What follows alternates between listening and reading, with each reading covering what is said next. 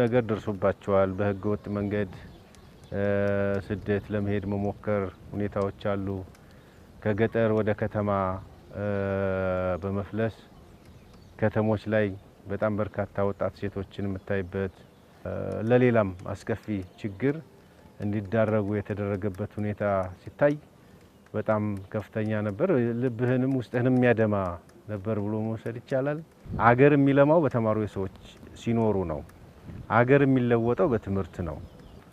ልጆቹ ያልሆነ ቦታ ላይ ሲውሉ ማየት በላይ ሌላ የከፋ ነገር አለ ብሎ መውሰድ አይቻልም። በዚህ አመት የጀመርነውን በጣም በርካታ ተማሪዎች እየተመዘገቡ ነው።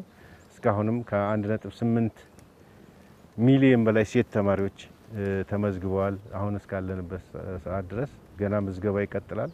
ስለዚህ ባለፈው አመት እና 2016ም ትምህርት ያመለጣቸው ያልገቡ ምናልባትም ትምህርት ላይ ከፈት ይችላል ብሎ ወደ ሌላ አካባቢ የሚሄዱ ካሉ እህቶቻችን ተመልሰው አሁን እድሉን መጠቀም ያስፈልጋል። የባከነውን ያሳለፉትን 2 አመት የሚካካስበትና ከጓደኞቻቸው የደረሱበት ቦታ እንዲደርሱ ማድረግ የሚያስችል ስራ እንድንሰራ እኛንም መደገፍ ያስፈልጋል። መምህራኖቻችንን መደገፍ ያስፈልጋል።